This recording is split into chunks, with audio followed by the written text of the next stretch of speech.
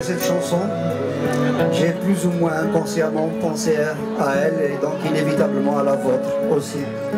Et il me vient du fin fond de mon enfance, des visions, des sons. Nous étions en Kabylie, elle et moi. Elle était en train de battre du lait, vous savez, du lait qu'elle a mis dans une sorte de calebasse en faisant ce geste-là. Peut-être qu'un certain nombre d'entre vous connaissent. À travers le mouvement qu'elle imprimait à son instrument, elle rythmait aussi des choses qui venaient de son fort intérieur. Donc, elle devait avoir 4, 5, 6 ans, pas plus. Donc je la voyais soupirer beaucoup, chanter énormément, pleurer bien sûr, des fois esquisser un sourire. Et j'étais trop jeune pour comprendre le tout.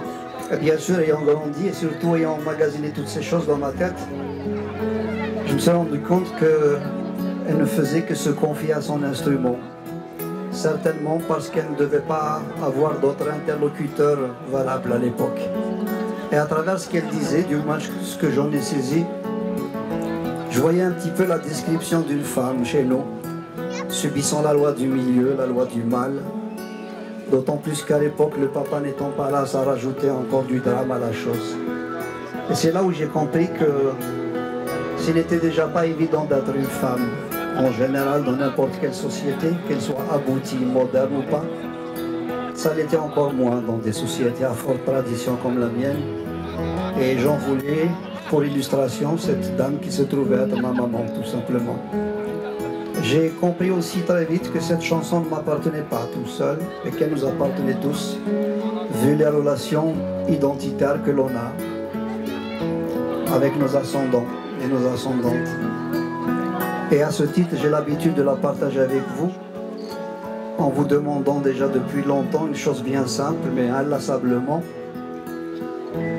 Essayez ce soir, à Metz, si vous le pouvez, si vous le voulez, d'avoir l'image précise, claire, mais surtout lumineuse de celle qui vous a donné la vie, ou tout simplement de celle que vous aimez. Qu'elle soit ou non encore de ce monde, je sais qu'elle sera à jamais gravée dans nos cœurs.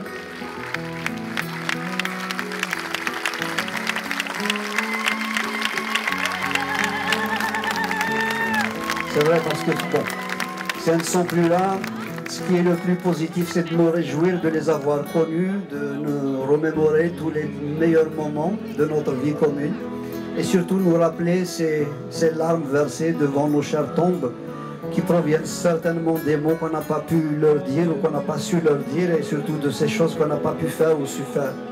Si elles sont encore là, magnifions-les, célébrons-les encore et encore, parce que je pense que vis-à-vis d'elles, nous avons tous quelque chose à nous faire pardonner ou à tout le moins à nous reprocher. Dites pas non tout de suite. Rentrez en vous-même, rentrez en nous-mêmes pour voir laquelle ou lequel d'entre nous ce soir aura eu l'audace d'aller pêcher dans le tréfonds de leur cœur, disant le moindre de leurs frissons, la moindre de leur fragilité, et puis le temps d'une chanson, surtout, cessez de voir en elles des mamans couveuses ou allaiteuses parce que tradition oblige, et voir enfin laisser la place à une femme, tout simplement, avec ses amours fragiles, avec ses désirs, ses frustrations, etc. Et à côté de cette femme qui est la nôtre, vous savez, ce soir on est une petite famille, essayons de penser, avec votre permission bien sûr, à ces millions de femmes qui sont restées là-bas de l'autre côté de la Méditerranée, en Afrique. Pourquoi je vous demande ça? C'est parce que je suis sûr qu'elles n'ont pas la possibilité de vivre des moments comme ceux que nous vivons ce soir. J'aimerais qu'en pensant à toutes ces femmes, qu'il y ait une concentration commune de manière à ce qu'il n'y ait ni Français, ni Maliens, ni Algériens, ni Tunisiens, ni Marocains, ni autres, mais quelques centaines de cœurs qui sont là debout, les uns à côté des autres, prêts à sortir d'eux ce qu'ils ont de mieux, en amour, en tendresse, en émotion, et que de cette concentration jaillisse de nous, disons, une sphère émotionnelle pleine d'énergie qui ira traverser la mer, qui ira les saluer de notre part et surtout s'éparpiller en millions de petits morceaux, chaque petit morceau étant un tout petit peu de baume dans le cœur qui en a bien besoin. Et je sais que nous allons réussir cela Et ainsi il sera écrit dans le ciel de Dieu, en lettres d'étoiles, que quelques centaines de gens étaient là, un soir, dans un pays qui s'appelle la France, une ville qui s'appelle Metz, et que ces gens-là, ce soir-là, un soir de juillet, ont fait quelque chose de fantastique. C'est nous.